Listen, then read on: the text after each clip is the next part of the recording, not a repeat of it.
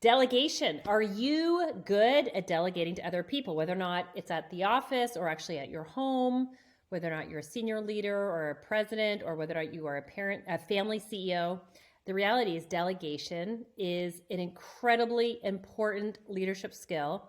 And some of us are really good at it, and some of us are not so good at it. This is one of those skills that does not come naturally to me.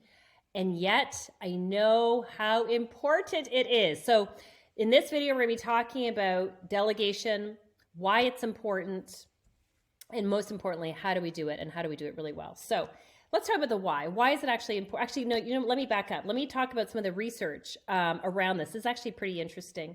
This comes out of Stanford University. 72% of CEOs say they need to work on their delegation skills. 72, okay? That's like almost three quarters of people.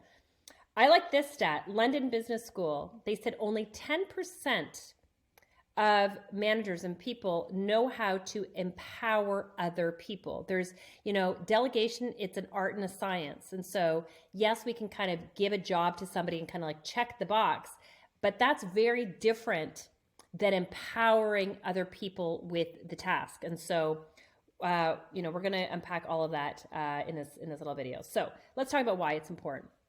Why is delegation actually so important? Well, first of all, it's going to free up our time, right? When we all have so many things on our plate, whether or not it's at the office or actually at home, it's going to free up our space and our time so that we can focus on more important things. So that's a huge one. It's going to help lower our stress.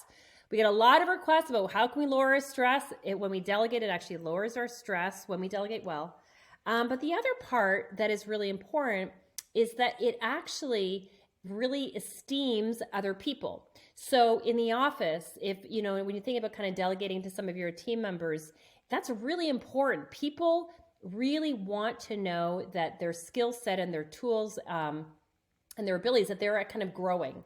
It's really important for people to kind of expand and grow in their career path. If you don't, you're going to have retention problems. From a parenting perspective, it's also super important to delegate to our kids, because if we do everything, the cost is that all of a sudden we give, then we start feeling resentful and angry. Now this is going to impact our relationship, and then we're going to end up raising entitled kids, which I don't think any of us want. So, but when we empower, all of a sudden we're now operating as a team. And so, I've often said that leadership applies to both to work and to family. And it's really important to think about, how can I set up my family so that it operates as a team? How can I set up my business so it operates as a team? And delegation is the secret tool to do it. So then the question becomes, everybody, how do you do it? Because the stats say that very few people can actually do it and actually do it well. I think the most important thing when you think about actually delegation is to really be clear about, okay, what first of all is the task that I actually want to delegate to? What is the task? Who is the right person actually for the job? So those are a little bit easier. But the third one that's really important is to give the right task, the appropriate task to the right person. Share with them in terms of what your expectations are, and then have markers and milestones in terms of like what you actually expect it by certain kind of timelines, but then to step back and give them space to kind of try it, and then to actually give feedback and kind of coaching in that process is really important. Because I think too often what happens, and why delegation a lot of times does not go well, is we give a task that might be too big for the person, or it's not the right fit. And then we just give it to them, and then we step back and we kind of start doing something else. But if we haven't had follow-up, we don't know if they're actually doing it well. They're not really sure if they're actually doing it well. Then we get frustrated, then they get discouraged, and the whole thing kind of falls apart. So when I think about a successful delegation, it's a lot like mentoring. It's very much of mentoring. It's very much the coaching process, where you give very specific instructions. Here's what I'm kind of looking for. Here are my expectations. Here's what I'd love to kind of see it by. Let's do some follow-up by this time. and I can answer any questions that you have. And so it's a little bit, it's a give and a take. It's not a one way. Delegation really isn't a one way. It starts there, but it's very much of a trend. It's an ongoing connection to making sure that the person actually feels equipped. That piece is really important. And just think about the relevance of that, both from an office, but also to our kids.